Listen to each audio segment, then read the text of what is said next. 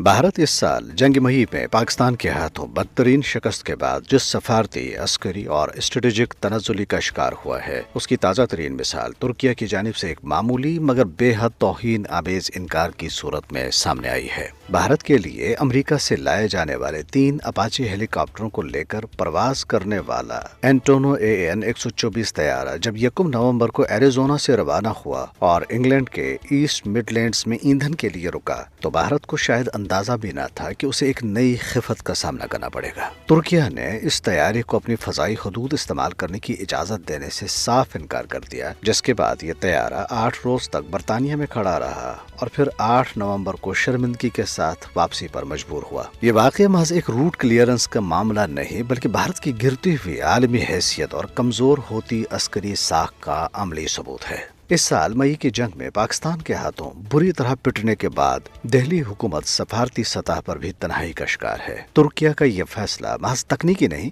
बल्कि एक सियासी पैगाम है कि भारत का खत्ते में जारहाना किरदार और पाकिस्तान के खिलाफ मुसलसल प्रोपेगेंडा उसे आलमी एतमाद से महरूम कर चुका है। जंग में शिकस्त के बाद भारत के इत्तेहादी तक एहतियात बरत रहे हैं, जबकि आलमी ताकतें भी उसे अस्करी एतबार से गैर काबिल एतमाद समझने लगी हैं। अपाचे हेलीकॉप्टर जैसे महंगे असासों का मंजिल तक न पहुंच पाना और उन्हें वापस अमेरिकी एयरबेस पर उतार दिया जाना दरअसल भारत की कमजोर होती दिफाई लॉजिस्टिक्स, बिगड़ते हुए सफारती ताल्लुकात और आलमी सतह पर उसकी घटती हुई कबूलियत का खुला ऐलान है। आलमी सियासत में ऐसे फैसले एक पैगाम होते हैं और तुर्किया का ये इक़दाम वाज़िह तौर पर बता रहा है कि भारत का गुरूर और इलाकाई गुंडागर्दी अब दुनिया मजीद बर्दाश्त करने को तैयार नहीं है। पाकिस्तान के हाथों अस्करी शिकस्त ने जो दरार डाली थी, ये वाक़या उसके बाद आने वाली सफारती रुसवाइयों की एक और कड़ी